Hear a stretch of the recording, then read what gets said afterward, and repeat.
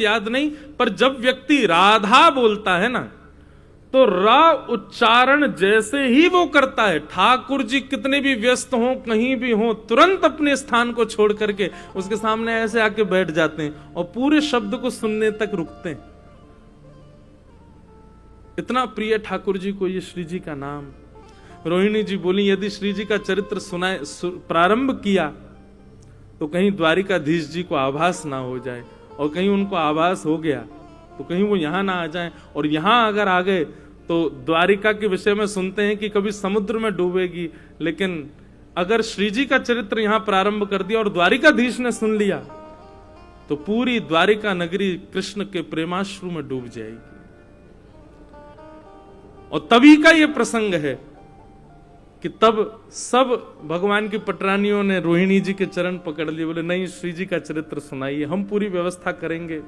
पहरेदारों को खड़ा कर दिया, तो बोले पहरेदार रोक पाएंगे क्या द्वारिकाधीश को?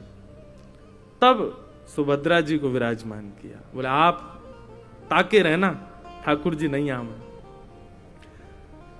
लेकिन जैसे ही श्री जी का मधुर भाव सुनाना प्रारंभ किया, श्री राधे वृषभानुभूप तनय,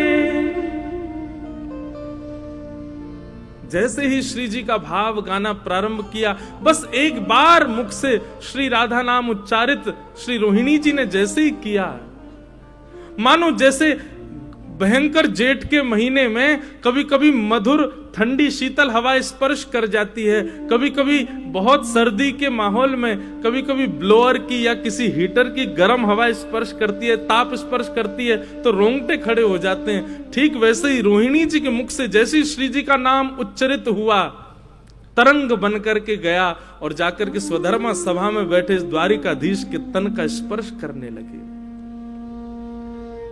और जैसे ही अंग का स्पर्श हुआ, बेसुध हो गए द्वारिकाधीश।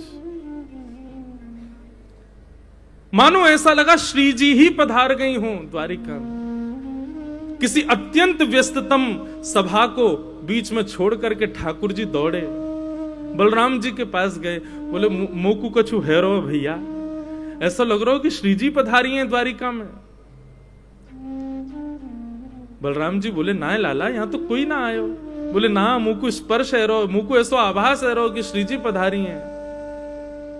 और बस उन्हीं तरंगों का स्पर्श करते करते करते करते ठाकुर जी उस अंतःपुर में पहुंच गए जहां समस्त कृष्ण पटरानियां बैठ करके, रोहिणी मैया बीच में कीर्तन भक्ति की आचार्या हाथ में करताल लेकर के श्री जी के मधुर कथा को श्रवण करा रही हैं।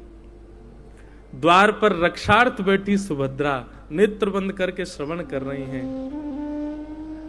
जैसे ही कृष्ण पधारे, उनकी मधुर सुगंधी लेकर के सुभद्रा जी के नेत्र खुल गए। रोका, बोले भैया आप भीतर नहीं जाओ। बोले श्री जी आई हैं। बोले श्री जी नहीं, श्री जी की कथा हो रही है, सब कृष्ण पटरानियां श्रवण कर रही हैं। ठाकुर जी की स्थिति ऐसी हो गई, सुभद्रा जी ने सौगंध दी, नहीं भैया भीतर मत जाओ, यहीं विराज जाओ। और उसी समय सुभद्रा जी के दोनों तरफ कृष्ण बलराम विराज गए और मधुर श्री जी के उस भाव को श्रवण करते करते करते करते प्रेम विगलित श्री जगन्नाथ महाप्रभु के रूप में प्रकट हो गए। प्रेम की 10वीं अवस्था पार कर गए द्वारिकाधीश। एक मोमबत्ती की तरह जैसे मोम पिघल जाती है, ठीक वैसे ही ठाकुर जी का सर्वांगीण अंग प्रेम विगलित हो गया।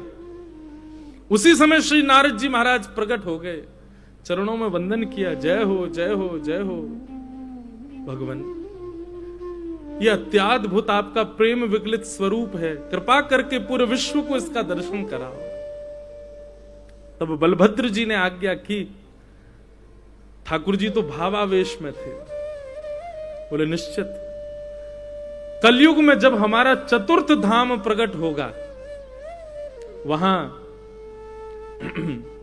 नील माधव रूप में ठाकुर जी विराजमान होंगे। उसी समय इंद्रद्युम्न राजा के संकल्प को पूर्ण करने के लिए श्री द्वारिकाधीश का यही प्रेम विगलित स्वरूप जगन्नाथ जी के रूप में विराजमान होगा। तो जगन्नाथ जी को बंधुओं कभी भी देखो ना तो मन में यही भाव रखना कि ये श्री जी के प्रेम का प्रमाण है श्री जगन्नाथ जी। श्री जी का प्रेम दिखता है ठाकुर जी के उस रूप में। कीर्तन भक्ति की आचार्या है श्री रोहिणी मैया। जगन्नाथ जी प्रकट हो गए जिनके कीर्तन भाव को सुनकर के, ऐसी श्री रोहिणी जी, उनके मधुर भाव का दर्शन हुआ। तो ये है कीर्तन भक्ति। अब यहां दोनों स्थिति पता चली, श्रवण भक्ति और कीर्तन भक्ति दोनों की स्थिति क्या। रोहिणी जी कीर्तन भक्ति के आचार्य ऐसा श्रवण करा रही हैं कि ठाकुर जी दूर स्वधर्मा सभा में बैठे हुए खिंचे चले आए, और यह अनुभूति नहीं हुई कि कथा चल रही है, अनुभूति भी ऐसी होने लगी स्वयं श्री जी पधारी हैं। ये कथा की प्रमाणता है, ये कथा की प्रधानता है। और द्वारिकाधीश का जगन्नाथ रूप वहीं प्रकट हो गया। यह है कीर्तन भक्ति की आचार्य हमारी श्री रोहिणी जी। तो द्वारिका में रोहिणी जी है। कीर्तन भक्ति के आचार्य नाभा गोस्वामी जी ने बताए हैं श्री सुखदेव जी महाराज, श्री सुकाचार्य जी, ये कीर्तन भक्ति के आचार्य हैं। इनको कीर्तन भक्ति का प्रधान बताया गया।